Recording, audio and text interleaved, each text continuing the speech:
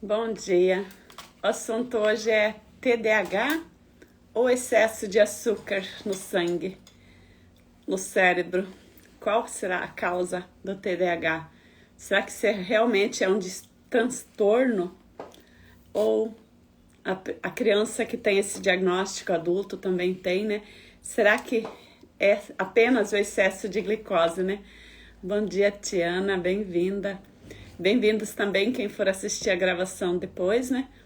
Eu estava comunicando que a partir de hoje vou fazer a primeira parte, falar alguns sobre o assunto que eu estou trazendo específico, que hoje é sobre TDAH e a diabetes e a glicose no sangue, né?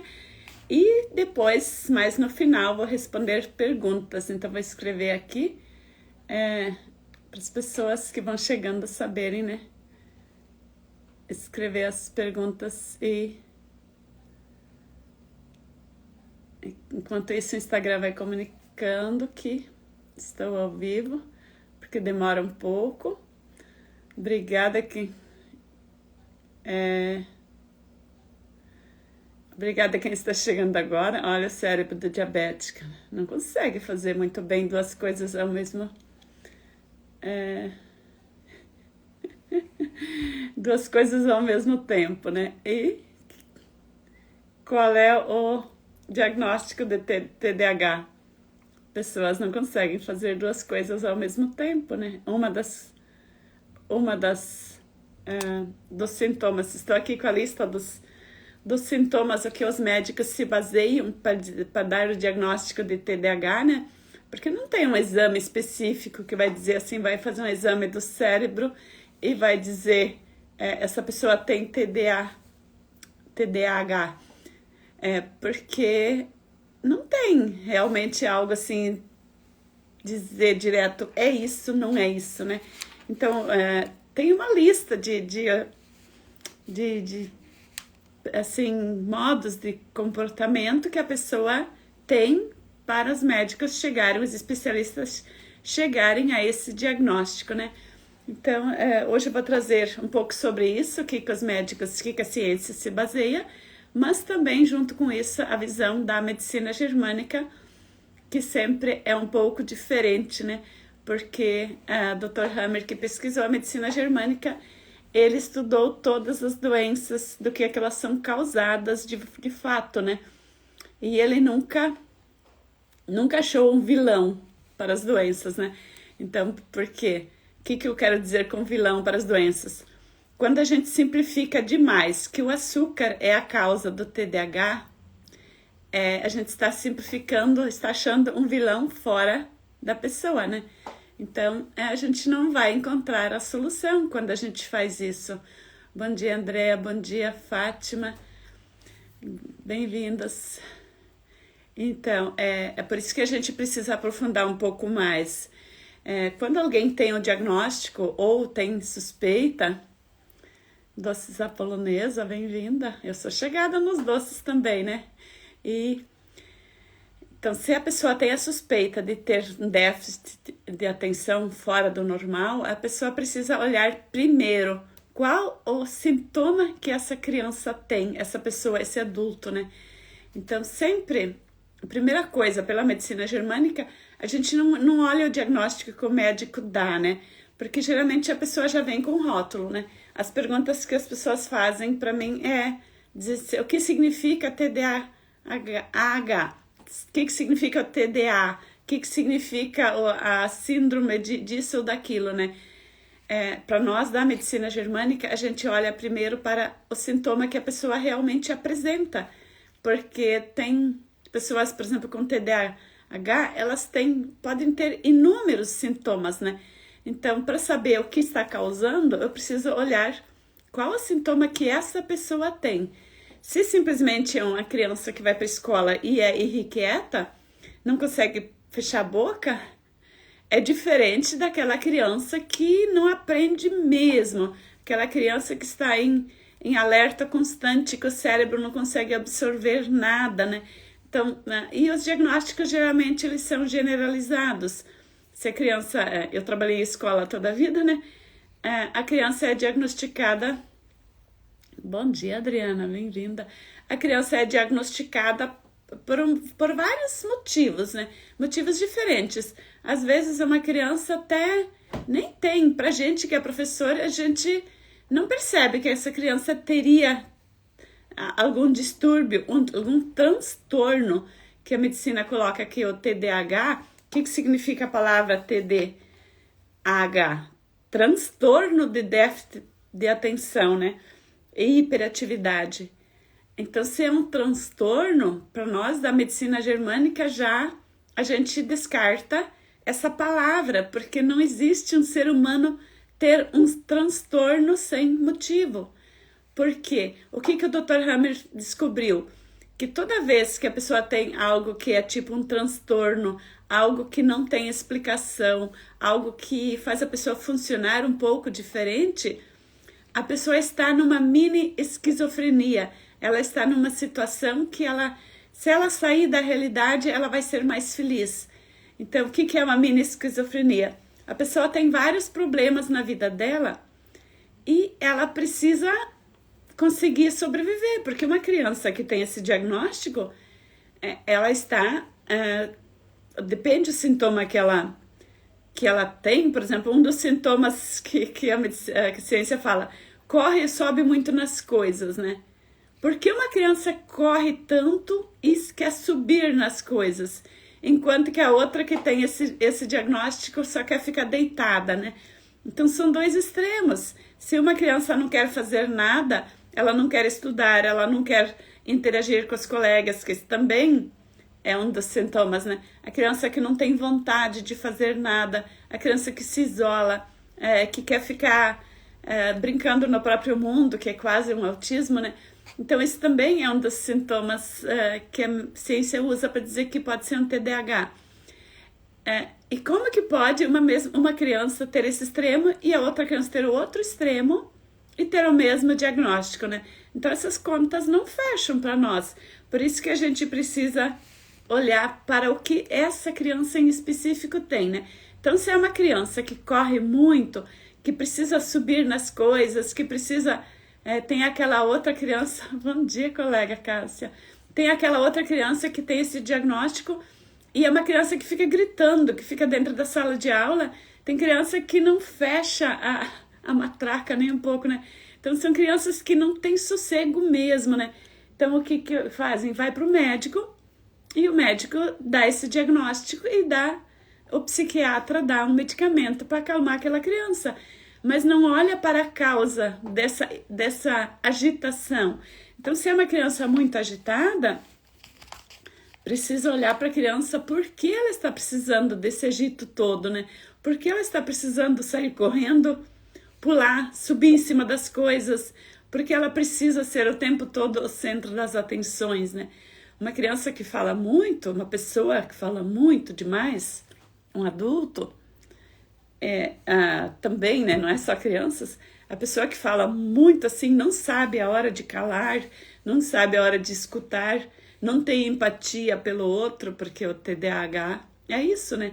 A criança não consegue ter empatia pela dor do outro, né? Ela tá no mundo dela e não importa se ela tá pulando por cima do outro, se ela está atrapalhando alguém, se ela está atrapalhando a aula do professor, ela não se importa, né? Porque ela está fazendo simplesmente o que ela deseja, né? Então, o TDAH, ele tem muitas outras causas, que não é a glicose também, muitas outras causas, né? Então, a gente não pode simplificar, dizer assim, o excesso de açúcar no cérebro faz uma criança ter TDAH. Isso já é uma pré-diabetes. Existe isso sim. Tem criança que antes de desenvolver uma diabetes tipo 1, ela tem esse diagnóstico. Por quê? Porque no cérebro, quando você começa a desenvolver o excesso de glicose no sangue, começa a acumular, qual o primeiro órgão que vai responder? É o cérebro. Só que a pessoa não presta atenção, a pessoa não percebe que o cérebro está funcionando fora de ordem, né? Então, normalmente a pessoa fala, essa criança é muito ansiosa. Eu sou uma pessoa ansiosa, eu não consigo porque eu sou muito ansiosa, né? Então, quando isso vira algo crônico, aí a pessoa vai no médico e daí tem ansiedade e toma medicação também, né? Então, são tudo formas, depende do médico que a pessoa vai, depende do especialista que vai, a pessoa é medicada para se acalmar, para acalmar o cérebro. A função da medicação para TDAH e para ansiedade e para muitas coisas, muitas doenças mentais, é fazer o cérebro entender que ela precisa sossegar, né? Então, mas é fazer o contrário do que o corpo da pessoa está pedindo quando você toma um calmante para o cérebro, né? Então, se você tem excesso de ansiedade, você toma um calmante, o que vai acontecer no teu corpo? Vai aparecer um outro sintoma. Então, muito fácil quando a pessoa tem excesso de ansiedade e não olha para isso e simplesmente toma um calmante, muito fácil ter infarto, ter ameaça de infarto, ter as palpitações, né? Tem coisa. Aí a pessoa fala, não, eu tô tomando medicação para ansiedade, é porque eu tenho problema no coração, né? Então a pessoa vai justificando, eu tenho problema disso, por isso eu estou tomando medicação para ansiedade. Não é por aí que você vai encontrar a solução. Se você tem excesso de ansiedade e você tomar medicação, você vai desenvolver um problema do coração, porque problemas cardíacos, com 9 meses de estresse exagerado, já dá um infarto fulminante. Então, se você tem excesso de ansiedade, você tem o TDAH. Bom dia, Marlene. Se você tem algo assim, um sintoma no teu corpo que o teu cérebro é muito barulhento, né? Um dos diagnósticos que diz aqui, dos principais sintomas, é uma criança, uma pessoa que não consegue seguir instruções e tem problema em finalizar tarefas. Qual adulto que não faz isso? Todo adulto faz isso, tem problema em finalizar a tarefa. Só aquela pessoa muito certinha, muito regrada, que consegue finalizar todas as tarefas que ela se propõe, né? Então, isso não é motivo de dar calmante para o cérebro, mas olhar porque a pessoa abandona os próprios projetos, né? Então, parece não escutar quando se fala diretamente com ele. Por que uma criança que tem TDAH não quer escutar o que se fala? Porque aquilo que a pessoa está falando não tem importância para ela. Por que não tem importância? Porque ela está com um problema muito maior lá dentro dela, que ela está vivendo, né? Então, toda criança que tem o TDAH, que tem todas as doenças mentais, as mini esquizofrenias, ela tem vários problemas que ela não está conseguindo lidar com isso. Então, o sintoma de TDAH, ele simplesmente vem para tirar a pessoa do sofrimento. O que o Dr. Hammer falou sobre isso, né? Que a pessoa está com vários focos no cérebro, vários DHS, né? Quem nunca escutou sobre medicina germânica, às vezes não consegue entender o que quer dizer isso, né? Mas o que são vários focos, né? Então, uma criança que nasceu, por exemplo, de uma mãe que tinha medo, né? Toda mãe tem traumas, né? Então, uma criança já nasceu com a síndrome do abandono, o conflito de prófugo, né? Então, ela já tem, às vezes já nasceu com excesso de peso, nasceu um pouco tardia, nasceu de cesárea. Tem muitos motivos que uma criança nasça com o conflito de prófugo, quer dizer, o conflito de abandono, o medo de ser abandonado pela mãe, né? Isso faz o quê? A criança reter líquido. E onde que fica o líquido primeiro? No cérebro? Primeiro o cérebro retém o líquido, né? Então, daí essa criança está com esse medo do abandono. Aí ela vai para a escola, ela estava bem tranquila em casa. O normal do TDAH é isso. A criança está bem em casa, está com uma babá, está com alguém. Às vezes ela já é um pouco agitada, né? Mas ninguém precisou levá-la, ela num especialista para achar uma solução para aquele agito grande que surgiu quando ela entrou na escola, né? Aí, por que isso vem à tona quando a criança começa a conviver com pessoas diferentes, né? Porque ela está com aquele medo de ser abandonada. Aquilo já está latente lá no cérebro. Lá na parte do rim, ela já está com um foco de Hammer. Já tem um tumorzinho lá na parte do rim, né? Se fizesse uma ressonância, já teria, né? Só que ninguém faz uma ressonância sem ter um motivo, né? Então, ninguém sabe que tem foco de Hammer ativo. Foco de Hammer a gente fala porque ele registrou esses focos que a pessoa tem quando a pessoa tem um problema ativo, um medo que está ativo, o cérebro tem um foco lá, um mini tumorzinho, mas ele está lá quietinho, né? Só que o que acontece quando a criança vai para a escola? Quando a criança vai para um ambiente diferente, às vezes até, no caso dos meus filhos, principalmente o meu primeiro filho, esse TDAH foi diagnosticado quando ele foi para a babá na primeira vez, né? Então, quando ele precisou sair de perto de mim, ele começou a subir em tudo, né? Bom dia, meu mentor, Beto Chaves, bem-vindo. Então, é uma criança que, quando ela muda de ambiente, ela está em segurança perto da mãe, em relativa segurança, porque se ela já tem esse medo de ser abandonada, ela já é um pouco mais insegura, ela já é um pouco mais medrosa, né? E já é uma criança que gosta de comer mais doce. Por quê? Porque o doce, ele remete à segurança. Quando você come um doce, bom dia, quando você está ansioso na vida adulta, e você chupa uma bala, você come qualquer docinho, você já fica mais calmo. Por quê? Porque o doce chega no cérebro e ele te dá sensação de bem-estar, igualzinho a quando você estava no colo da mãe e ela te deu de mamar o peito, o leite materno, né? Ou te deu uma mamadeira gostosa.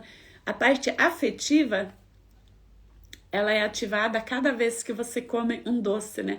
Então, uma criança, quando ela está perto da mãe, é a mãe que dá o leite do peito ou a mamadeira, e de repente ela fica com uma babá e fica 8 horas, 10 horas com essa babá.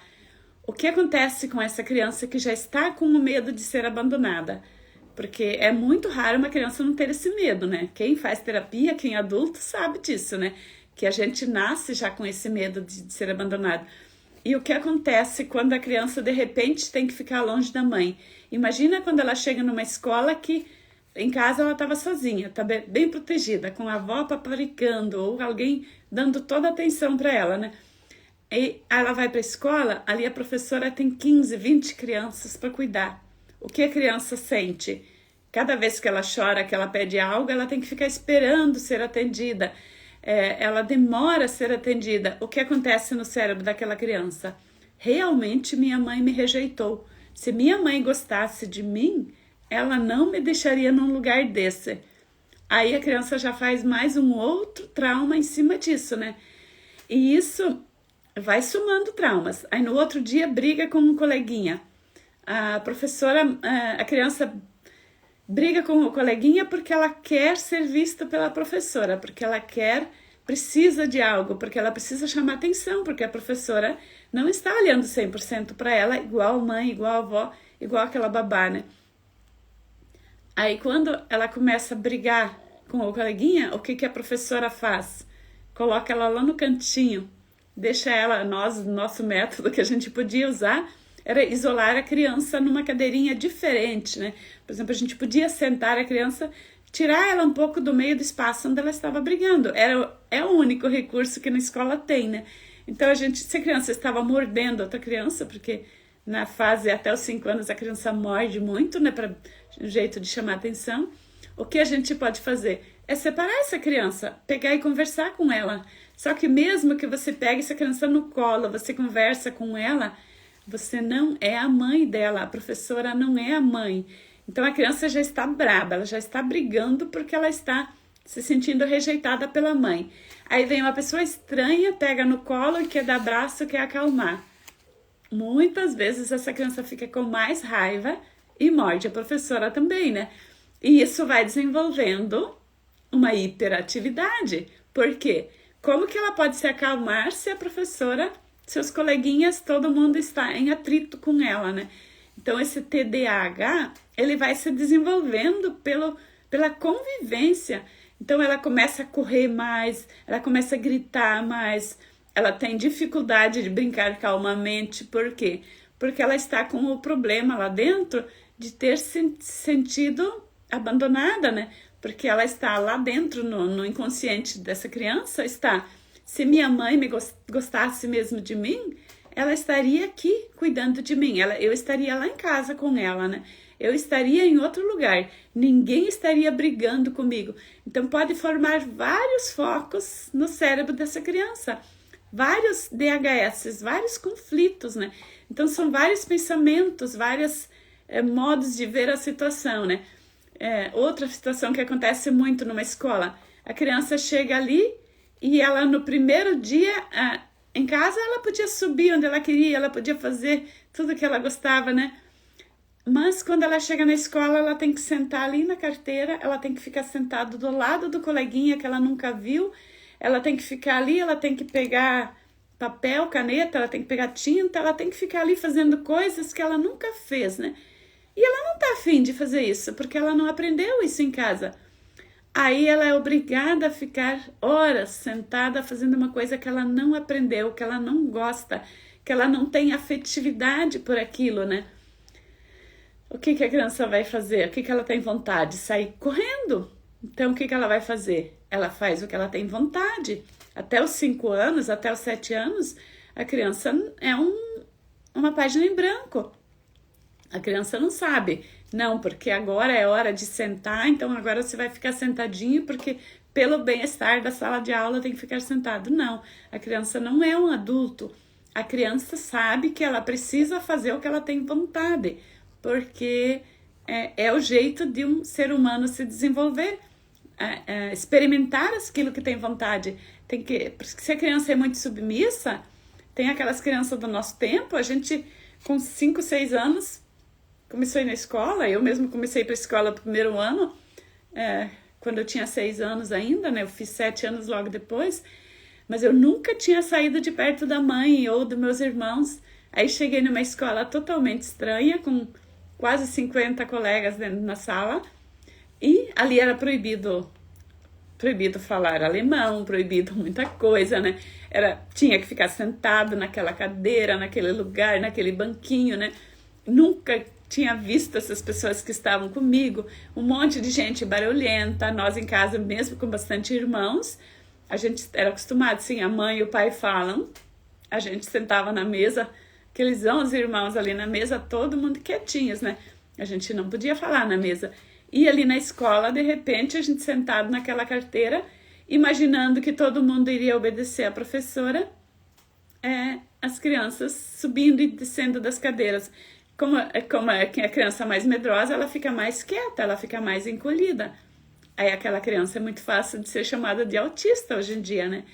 E aquela criança que já é sem noção, assim, sem limite, aquela criança que aprendeu em casa que ela pode fazer tudo, que o pai e a mãe não têm autoridade, que é o outro extremo, aquela criança vai começar a subir em cima das carteiras também, ela vai começar a subir nas coisas e vai começar a gritar fora de hora, né?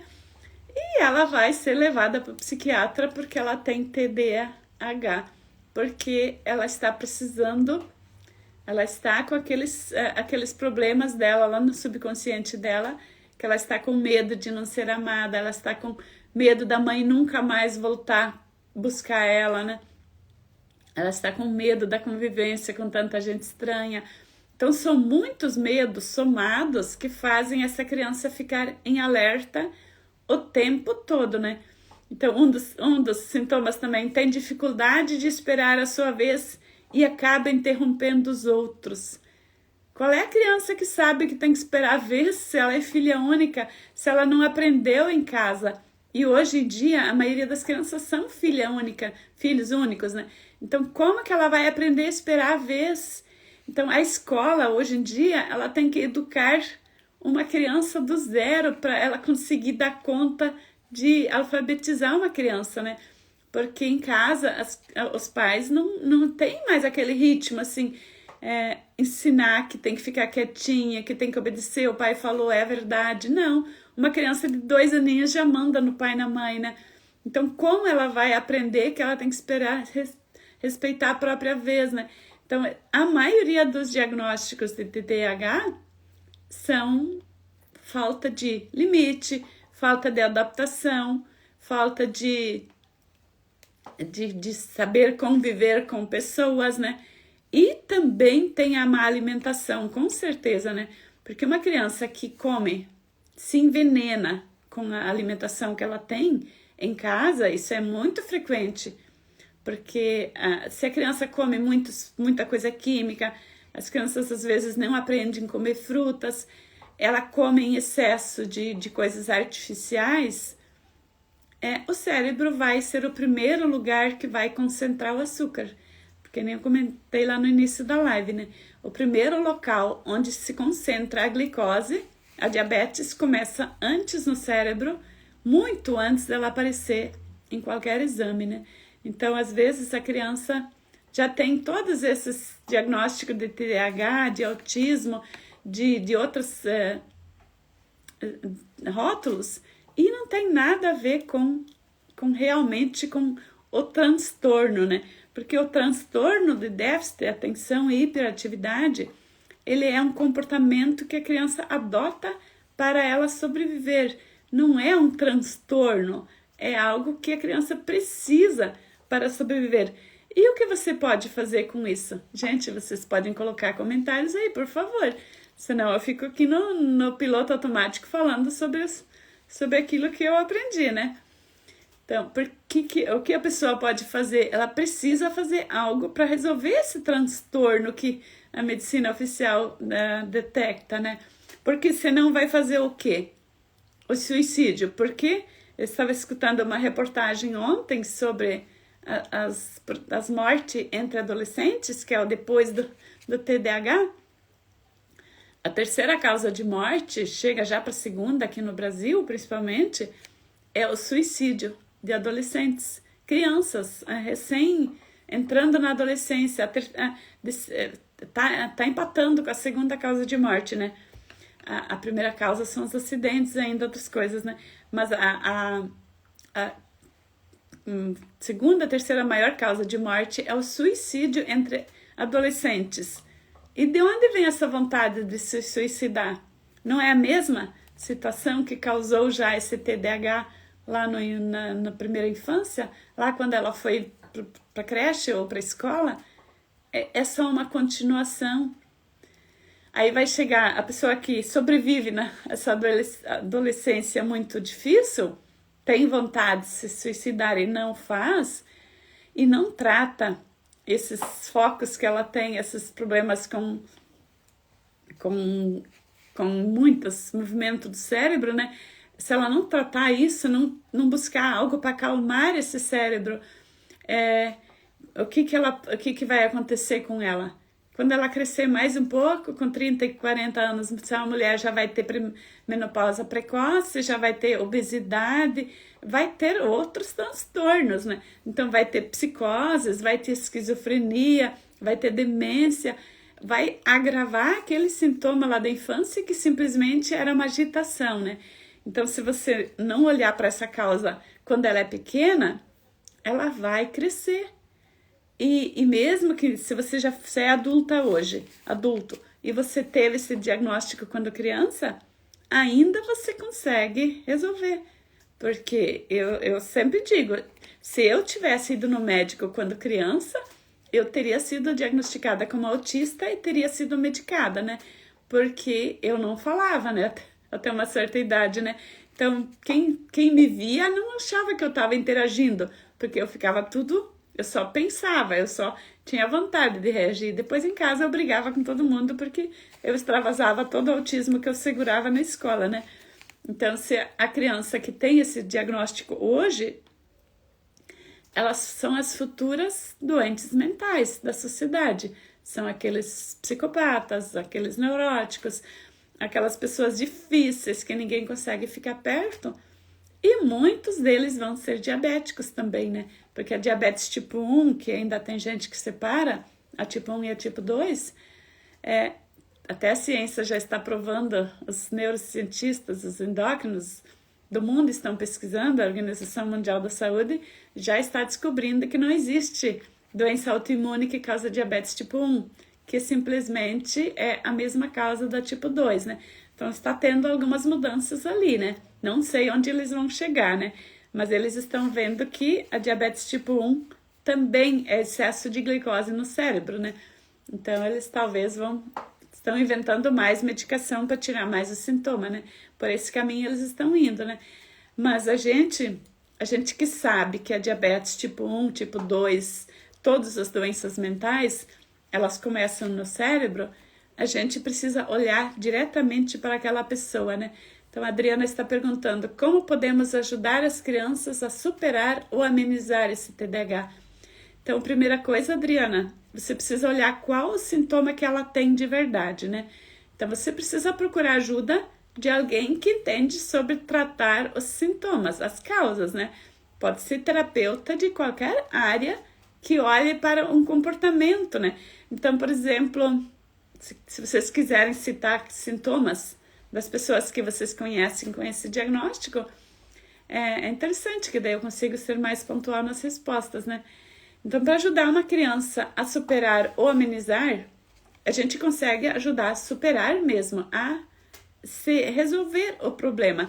Por exemplo, se é uma criança que não tem limite, uma criança que está gritando por cima de tudo e que sobe, que não respeita nada, assim, depende da idade que ela tem.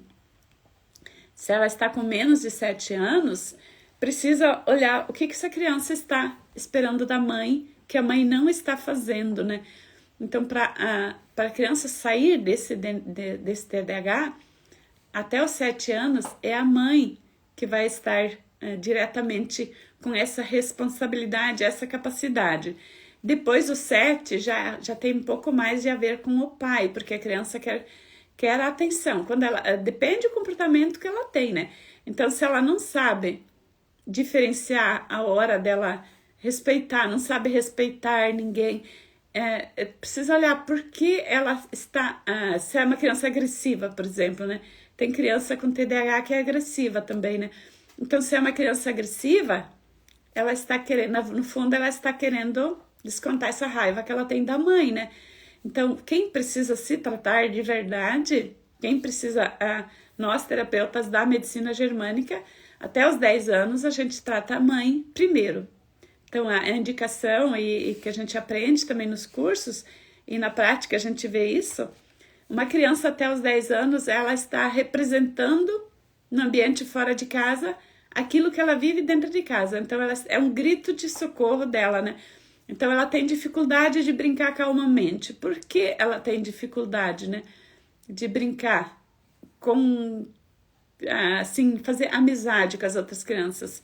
Porque a criança com TDAH, ela não faz amizade, assim, ela não sossega de ficar brincando, de se apegar ao coleguinha. Numa turma de 20 crianças, essa criança, ela se relaciona com todo mundo com agressividade, com rebeldia, né?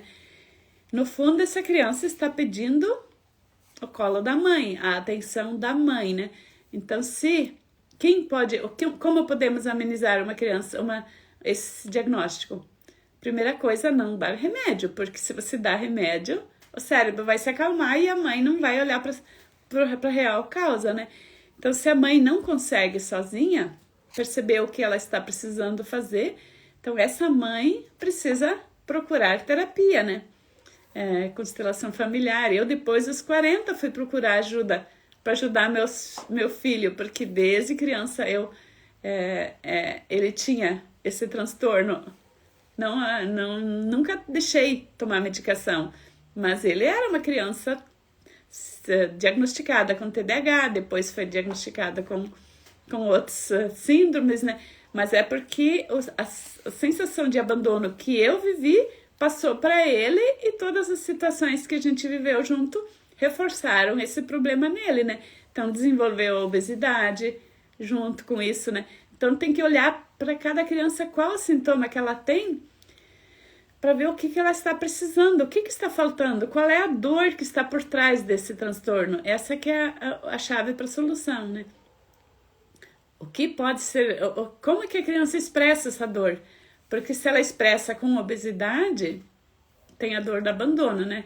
A dor de precisar mais da mãe. Ela quer mais ainda da mãe, mesmo que a mãe já está se doando 100% na visão dela, mas a criança não sente essa presença da mãe. Não quer dizer que a mãe não está presente, né? Então, como que a mãe pode? A mãe, se tratando como alguém que entende da dor do abandono, a mãe vai encontrar formas de fazer essa criança sentir mais esse amor, esse cuidado, para a criança sentir que a mãe está presente, que a mãe não está ausente. Porque a criança que desenvolve a obesidade, ela não sente, mesmo que a mãe está ali o tempo todo cuidando dela, dando alimentação em excesso, dá tudo que ela quer, vai no mercado e compra todos os doces que ela gosta, dá todos os brinquedos que ela quer. Mas lá dentro a criança tem uma sensação de falta, de vazio. E quando isso não é preenchido, vai crescer com distúrbios e transtornos de comportamento, que são as outras doenças, né? Que os outros muitos rótulos que vêm depois, né? E a diabetes às vezes pode vir como solução nesse caso, né? Porque a diabetes nunca é a doença. E quem assiste os lives já sabe que a diabetes ela vem para tirar a pessoa de dentro de um problema, né? Então, por exemplo, se a criança ali, ela vive numa mini esquizofrenia, a criança está com um problema ali que está deixando ela fora da casinha, está deixando ela fora do convivência natural, normal, né? Então, ela está com uma mini esquizofrenia, ela está com foco de Hammer dos dois lados, tem o lado direito do cérebro e o lado esquerdo, né? Então, essa criança está com problemas em ativa, então o cérebro dela está em alerta o tempo todo. Ela vai crescer, mas ela tem vontade de fazer coisas, ela tem vontade de trabalhar, ela tem vontade de dar certo na vida. Aí, normalmente, se ela não resolve a causa, ela começa a desenvolver muita culpa, porque a criança que tem esse transtorno e é dado calmante, ela desenvolve a culpa porque ela não foi uma criança do jeito que o pai e a mãe gostariam que ela fosse, né? Porque senão ela não estaria sendo medicada. Porque se ela fosse a criança realmente amada, os pais não iam dar remédio para ela. Os pais iam ajudar ela, né? A criança interpreta tudo com o olhar da criança, não o olhar do adulto. Não esse olhar que a gente tem agora e olha para trás. Se eu olhar agora para meus traumas lá da minha infância, eu não tenho como... Eu interpreto eles como adulta.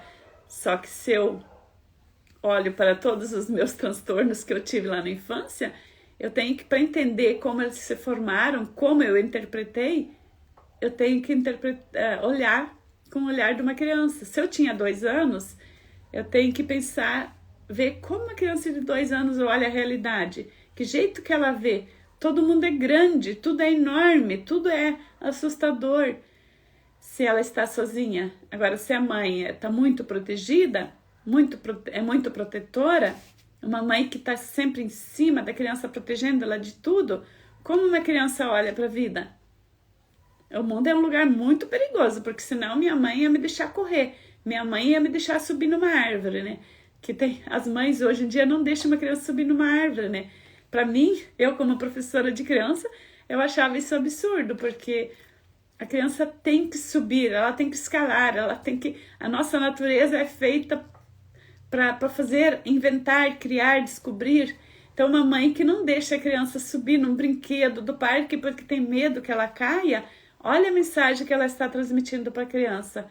O mundo é um lugar perigoso, se você fizer sozinho, você vai cair, você pode se machucar. O que a criança interpreta? Se eu fizer algo diferente, eu posso morrer, eu posso me machucar. Então, vai chegar nos 60 anos, travada na vida, quer empreender no digital, não tem coragem de empreender nada, não tem coragem de abrir uma live sozinha, não tem coragem de abrir uma empresa, não tem coragem de fazer nada novo, porque a mãe estava em cima lá dizendo, se você fizer é perigoso, é melhor você não fazer, né? E isso fica pro resto da vida. A gente pode fazer quanta terapia for. A gente nunca vai esquecer o que a mãe ensinou pra gente, né? Então, se a mãe se tratar uma criança até os 10 anos, ou depois também ainda, até os 15, até os 18, a mãe precisa se tratar também.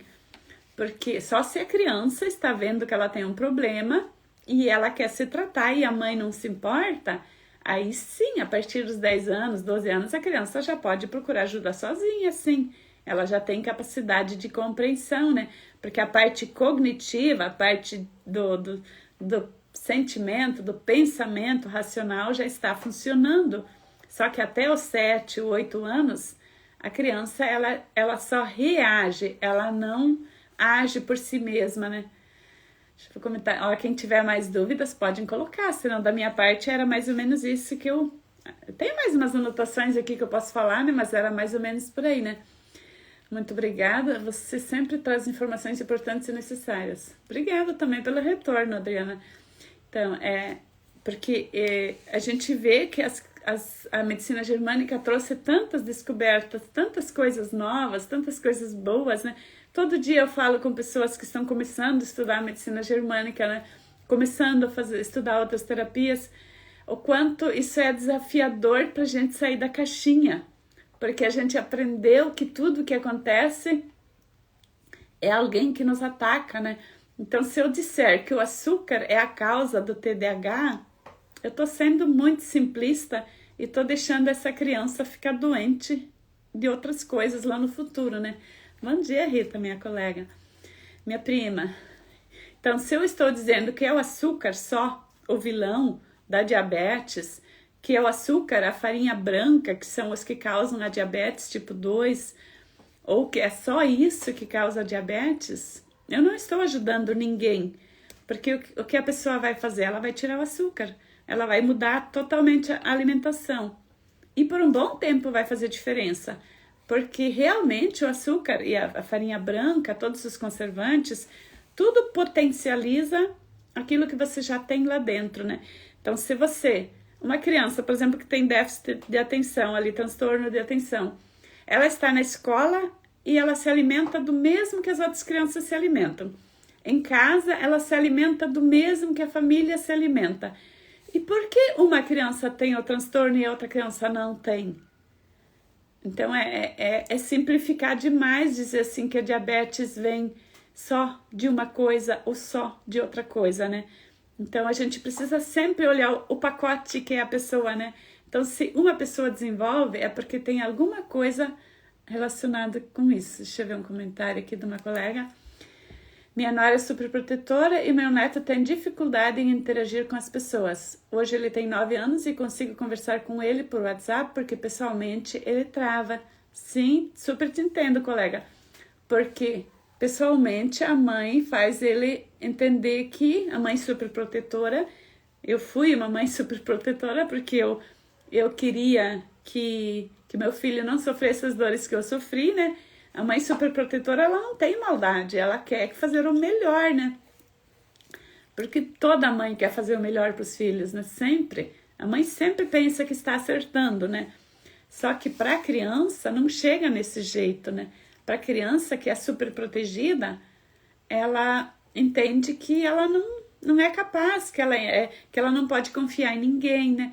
Então, às vezes, esse é o jeito, colega, de você conversar. E quanto mais você aos poucos for dando conselhos, tem que estar sempre combinado com a mãe, assim, não contradizer o que a mãe fala, né? Não pode dizer a tua mãe fez errado, tua mãe, eu sei que você não faz isso, né? Mas às vezes as pessoas, as avós querem educar os netos e contradizem o que a mãe disse, né? Aí a criança fica com TDAH mesmo, porque porque tudo que a mãe diz é sagrado, né? Então, tudo que a mãe faz é 100% verdade para a criança, né? Então, se a avó fala diferente, age diferente, é muito perigoso para a criança, porque a criança não pode acreditar em ninguém que fala diferente. Então, uma avó, para ela conseguir ajudar o neto, ela precisa dar o mesmo significado para as conversas, nem que seja pelo WhatsApp, seja pessoalmente, mas ela tem que mostrar que a mãe falou a verdade, mas que pode fazer um pouquinho diferente, que na avó pode confiar, nas pessoas próximas pode confiar, né? Então, aos poucos, a criança vai se abrindo, né? Porque realmente, principalmente os homens, eles têm por natureza serem fechados, né? Porque é a natureza humana masculina não se expor, porque o homem precisa garantir o próprio espaço, né? Então, se um menino coloca as fraquezas dele para fora, ele não está sendo um homem, ele está sendo uma mulherzinha, né? Pela sociedade e também porque a natureza humana masculina, ela o homem tem que ser autossuficiente, o homem não pode ser tão assim, frágil como uma mulher, assim, oficialmente, né? Então o homem tende a ser mais fechado no mundo dele porque ele tem que decidir por si, né? Agora, se ele fica fechado no próprio casulo e não consegue tomar decisões, Então ele está perdido de ficar em si mesmo, né? Então esse excesso de amor que a minha colega está colocando, né? Então também quis proteger muitos filhos, né? Com certeza, colega, né? Então nós somos mães que hoje, a atualidade, são poucas as mães que não querem proteger demais, né? Não é mais como no nosso tempo, né? Eu nasci, a mãe só pegava no colo para dar o peito e ainda enquanto isso ela já estava com outro na barriga e já estava cuidando das ordens para outra que estava fazendo almoço, né? Então no meu tempo a mãe não tinha super proteção, a mãe tinha que fazer tudo ao mesmo tempo. E hoje em dia as mães estão fazendo o outro extremo, né? Então se você quer evitar um TDAH, uma doença mental numa criança, porque TDAH é uma doença mental, só que está em pequeno grau ainda, né? O autismo é uma doença mental. A mini esquizofrenia, que todos nós temos, todos nós adultos temos esquizofrenia um pouco, né? Então tem situações, vocês que são terapeutas, que fazem parte dos grupos terapêuticos que eu também faço, né? A gente pede para a mentora, o que eu não estou vendo? O que eu não estou querendo ver? O que está oculto ainda, né? Quais as dinâmicas ocultas das minhas travas? O que é? É porque a gente está em pequenas esquizofrenias que o nosso cérebro nos protege para a gente não sofrer de novo, né? É o mesmo que uma criança do TDAH, só que o grau é diferente, né? Então, quando a gente não consegue ver aquilo que está na nossa frente, que um mentor precisa dizer pra gente, uma mentora ou um outro terapeuta, é porque a gente está com uma mini esquizofrenia em atividade. O nosso cérebro, isso é epigenética, provou mais uma vez, né? Que quando a gente viveu situações perigosas, o que o nosso cérebro faz? Ele fecha aquelas células que dão acesso a dores parecidas, né? Então, se eu vivi a dor de ser afrontada, a dor dos perigos, o medo de ser reprimida, né? Uma criança com TDAH, ela recebe muita repressão dos adultos, né? Porque todo adulto quer fazer a criança ficar sentada, quer fazer a criança ficar quieta, né? Até que ela toma a medicação, daí a medicação resolve tudo, né? Então, toda criança com TDAH, ela cresce sabendo que ela tem que calar a boca, né? Que ela tem que ficar quieta. Ela vai ser se ela não resolver os próprios traumas, ela vai ser uma pessoa depois que não vai conseguir empreender. Ela vai ser sempre um funcionário público, porque o funcionário público não precisa se expor, não precisa subir nas mesas e nas coisas para chamar atenção, né? Então, é para garantir o sustento dele. A criança que teve TDAH, ele vai procurar algo para encontrar segurança, apesar do medo, né? Então, é muito comum. Por que tanta gente hoje em dia procura segurança num emprego que não pode ser despedida, né? Quando fizeram os movimentos de tirar a estabilidade do funcionalismo público, como o povo se rebelou, o que isso mostra? Que todo mundo tem medo de ficar sem a segurança, sem o alimento. E de onde vem essa insegurança? É lá do tempo da mãe, lá do tempo de bebê. Então, isso são coisas ocultas que a gente não percebe automaticamente, só quando a gente começa a se olhar. Então, se você tem filho com TDAH, neto, ou alguém da tua família, ou se você é professor, se você é terapeuta, né? Então, sempre você precisa olhar qual o comportamento dessa pessoa que tem esse diagnóstico, né? Ou, às vezes, nem tem diagnóstico, às vezes é só um comportamento, né? Por exemplo, um adulto que não tem a capacidade de fechar, de respeitar. Às vezes em aulas online, assim, tem adultos que... Bom dia, Evelise, bem-vinda. Bom dia, Roberta. Tem adultos que têm impaciência de ficar escutando o professor falar, o mentor falar. Eles têm vontade de estar sempre falando. O que está por trás disso? São as dores lá da criança que precisa falar porque ela não consegue escutar, ela não consegue ter a empatia suficiente de receber. Então ela se sente na obrigação de estar partilhando. Às vezes a gente está assistindo live de professores e outros mentores pessoas que trazem assuntos bem interessantes, e o pessoal ali dentro interagindo no chat, ensinando um para o outro. O que está por trás disso, né? É uma criança que está com dificuldade de receber, de esperar a própria vez, né? Igual uma criança com TDAH.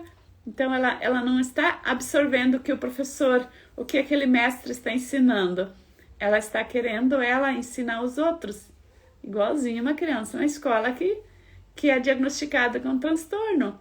Só que porque ela é um pouquinho mais crescida, ela já está em outro ambiente, né? Então, esses transtornos não é com medicação que se resolve, mas com autoconhecimento a pessoa adulta, né? Porque senão um adulto, um terapeuta, por exemplo, que só atrai pessoas com problemas difíceis, com problemas que não têm solução, que querem um salvador no terapeuta. Por quê? Porque essa criança do terapeuta ainda está lá na infância querendo ajudar alguém que ela não ajudou, né? O suficiente lá atrás, alguém que ela queria ajudar, né? Então, todo terapeuta, todo mentor, toda pessoa precisa continuar no caminho do autoconhecimento para ela curar essas dores de TDAH que ela tem lá ocultas, né? Então, as dores vão vir sempre à tona se elas não foram tratadas ainda. E com o tempo elas vão ficando menores. Então, as mini esquizofrenias, elas vão sumir mesmo, né? Porque cada vez que você sente um estresse exagerado, sente um medo exagerado, sente alguma coisa muito diferente, quando você já está no autoconhecimento, você consegue olhar para si e dizer assim, não, isso aqui não é meu, isso não está normal, eu não preciso carregar isso, eu posso sim continuar fazendo o que eu tenho que fazer, né? Então, não abandona os próprios projetos por causa de barreiras que vêm à frente. A pessoa sempre consegue entender a mensagem desse novo trauma, desse novo medo e fazer disso um degrau, né? Então, a gente vê tantos vídeos, assim, pega o limão, faz uma limonada, usa as pedras para subir mais, fazer uma escada. Só que na prática, muitas vezes, a gente pega a pedra e senta em cima e fica lá chorando, né? Então, é porque nossos transtornos de déficit de atenção não foram resolvidos ainda. Então, a gente ainda está com déficit no nosso cérebro, lá com 50, 60 anos, não tem idade para parar isso, né? Só que vai diminuir quando a gente olhar para si mesmo e saber como a gente funciona. Porque o que nos assusta de verdade? Qual o medo é verdadeiro, qual o medo que é imaginário, né? Aí eu vou evitar de produzir uma diabetes. Porque se eu ficar tomando medicação lá desde criança, depois, quando eu cresço mais um pouco, eu vou tomar um calmante para ansiedade. Eu vou tomar um chá, vou fazer algo para acalmar minha ansiedade, mas eu não olho para o porquê dessa ansiedade, né? Porque a ansiedade não é um bicho de 7 cabeças, não. A ansiedade tem 1000 cabeças, né? Porque cada pessoa ansiosa tem um outro motivo para estar ansiosa, né? Então, se você é uma pessoa ansiosa todo o tempo, aí você tem um conflito lá no cérebro que está ativo, que você precisa olhar, porque você realmente precisa de ajuda. Agora, se você é aquela pessoa que de vez em quando não consegue dormir, de vez em quando tem um acesso de ansiedade, aí você encontrou uma das cabeças do bicho ansiedade, né? É porque você precisa dessa ansiedade, essa adrenalina extra, esse cortisol que teu cérebro está produzindo naquele dia. Você precisa desse extra para dar conta dessa nova fase que você está chegando, né? Então, a ansiedade temporária, assim, que vem de vez em quando, ela é muito útil e necessária. É assim como o TDAH, né? Ele é útil quando se entende por que ele veio, né? Então, se vocês não têm mais perguntas, bom dia, Cláudia, chegando agora, estou finalizando. Então, se você se assistir essa gravação, quiser fazer comentário abaixo, vai ficar gravado no YouTube, aqui no Instagram também por uns dias. Então, não acredite no rótulo. Olhe para o sintoma que tem por trás do TDAH, por trás das mini doenças mentais que nós adultos também temos, né? Então, sempre tentar entender o que está por trás disso. Por que essa necessidade de estar interrompendo os outros na escola? Por que essa necessidade de chamar atenção, né? Então, a criança, ela dá a pista diretamente, né? Se é criança agressiva, se é criança calma demais, se é criança que grita, que fala alto, a criança que não para, cada um tem o seu motivo de ter o TDAH. Então você precisa olhar para a causa verdadeira. E se é uma criança pequena, como eu já falei antes, menos dos 12, 13 anos, sempre é a mãe que precisa procurar ajuda, né? A mãe precisa querer ajudar, né? Porque se é uma professora que vê a situação e ela não consegue ter acesso a essa mãe, e essa mãe é fechada, aí é bem difícil mesmo ajudar uma mãe, né, uma criança nesse sentido, né? A gente pode suprir algumas partes, porque eu falo sobre isso porque na escola é bem comum a gente chamar uma mãe para conversar sobre o transtorno, o comportamento da criança e a mãe dizer, não, mas em casa ele é calminho. Mas é verdade, porque em casa ele está num ambiente seguro. Em casa ele é calmo, em casa ele não briga, porque a mãe tá ali. Então ali que tem que olhar. Porque ele sai de perto da mãe, ele se transforma. Tem algum problema ali com a mãe que não libera ele para ele ser feliz lá fora também, né?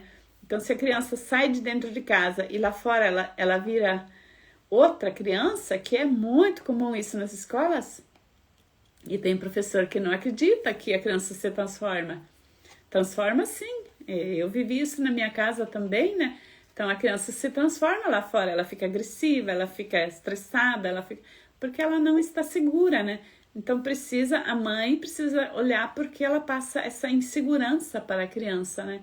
É a mãe que passa essa mensagem lá no inconsciente, porque nosso corpo toda é energia, aquilo que a mãe sente, que a mãe vibra, aquilo que a mãe imagina ou nem imagina, ela está passando para a criança, né? Então, o nosso corpo, quanto mais a gente se entende, mais a gente vê quanto que nosso corpo é sutil. São pequenininhas coisas, né? Não é assim, não, eu digo para ele que o mundo é um lugar tranquilo, que lá na escola todo mundo gosta dele, eu digo para ele obedecer a professora, eu falo para ele que não pode fazer isso, não pode fazer aquilo. Isso é da boca para fora, porque é dos 5% que você tem consciência. E os 95% que você não sabe que você está dizendo para o teu filho, né? Ou para o teu neto, ou para o teu aluno, né? Então é muito maior do que aquilo que a gente fala com a boca, né? Porque quem convive com uma criança com TDAH sabe o quanto isso é algo grande, mas pequenas atitudes podem ajudar bastante, né? Então tem solução sim, mas quanto antes melhor, também mais fácil, né? Então não precisa que essa criança seja medicada o resto da vida e depois se torne um adolescente que procura suicídio ou um adulto que explode e vira aquela pessoa insuportável, né? Porque é isso que vai acontecer se o cérebro dessa criança não é tratado, se simplesmente é tirado o doce, né? Porque acha que é só esse o mal. Mas como sempre, se você se alimenta mal, você potencializa todas as tuas dores, né? Então, tudo, sempre a gente tem que cuidar o que a gente se alimenta, porque ele potencializa, ele não causa. O açúcar não causa um TDAH, não causa uma diabetes, ele não causa. Mas ele envenena o cérebro, ele envenena toda a pessoa, né? Então, os carboidratos sim são nocivos, mas por que para um ele é nocivo e para o outro não, né? Porque o açúcar para um dá diabetes e para o outro não. É porque ele só potencializa o que já está dentro, né? Então, tantas vocês que estão aqui, bom dia, Rosilene, bom dia a outros que chegaram, que já subiu os nomes, Cláudia. Então, obrigada, Adriana. Se eu já tenho esse medo, esse trauma, se eu já tenho uma situação e ainda como excesso de açúcar, é claro que eu vou ser uma diabética, né? Mas sempre olhar, né? É só por causa das dores que eu já tenho lá dentro, o conflito da resistência que causa diabetes, né? Então, quem desenvolve uma diabetes no corpo, tanto no cérebro como no sangue depois, a hipoglicemia, a hiperglicemia, é porque a pessoa está com uma briga bem lá dentro, com uma briga com o mundo, né? Ela não está segura no seu espaço, ela não sabe quem ela é, ela não tem certeza de nada, né? Então o corpo vai produzir glicose para te ajudar a encontrar essa certeza. Então, às vezes uma TDAH se transforma em diabetes, às vezes não, porque depende muito do jeito que a pessoa percebe essa situação que ela está enfrentando, né? Maravilhosa explicação, Silvana. Obrigada a vocês também pela companhia, né? Porque uma ex-diabética, eu me digo ex, mas volta e meia com recaídas, né? A gente não se cura sozinho, porque, que nem eu estava falando, a diabetes, ela vem do jeito que eu percebo o mundo. Todo diabético tem o medo da solidão e o medo da rejeição. Isso está na raiz de todo diabético, né? O medo de ficar só, o medo de não ser amado, né? Então, se o TDAH tem essa mesma causa, o medo de não ser amado o suficiente pela mãe, então é muito fácil que mais tarde isso vai virar uma diabetes tipo 2, porque lá na infância não foi visto, né? Então depende por quê. Mas aí, por exemplo, só o medo de não ser amado não vai ter uma diabetes. Mas sim, porque daí por causa desse medo de não ser amada, eu me torno uma pessoa que fico na defensiva, né? Porque é isso que o diabetes 2 faz, né? De tanto medo de não ser amada, eu me fecho para o mundo. Então, o diabético, ele é aquela pessoa assim, não chegue perto de mim, porque se você chegar, vai ser para brigar comigo. E o que é uma criança com TDAH? Todo mundo chega perto para brigar. Então, se ela entende lá na infância que se ela não calar a boca, se ela não ficar quietinha, os outros vão brigar com ela, lá na vida adulta ela vai estar resistente também com as outras pessoas, né? Então, vocês estando aqui na live, vocês falando comigo, dando elogios, mesmo que vocês falarem coisas que não me agradassem, né? Até agora ninguém me fala isso, né? Mas mesmo que falassem coisas assim agressivas, quando a pessoa está se tratando, a pessoa a cada oportunidade é um momento de crescer mais, né? Então, receber um elogio, aceitar que realmente eu consigo falar coisas que os outros ainda não sabem, faz bem para mim, só que não é o motivo de eu continuar fazendo live, né? Então, tudo é uma troca, só porque todo diabético precisa aprender a se relacionar com os outros. Bom dia, Scarlett, chegou no finalzinho. Então, a maioria dos terapeutas, quando começam a querer atender, percebem que elas não gostam de pessoas, né? Isso é um grande problema da maioria dos terapeutas, né? Por que a gente não gosta de pessoas? Porque a gente está na defensiva, né? Então, a pessoa que não gosta de pessoas, ela tem que olhar porque ela não gosta, né? Então, eu sempre fui uma pessoa, eu não tenho paciência com pessoas lerdas, né? Pessoas que não aprendem, eu não tenho paciência, eu sempre dizia. E eu achava que isso era normal. Não, é um problema meu, eu não ter paciência, né? Então, eu preciso ter paciência com os outros, porque é sinal que eu não tenho paciência comigo, né? Então, como é que eu vou ser um terapeuta se eu não tenho paciência comigo? Não tem como, né? Então, se eu não tenho paciência para as minhas mimizeiras... Ai, que bom, Scarlett, você estava atendendo. Mas vai ficar gravado, né?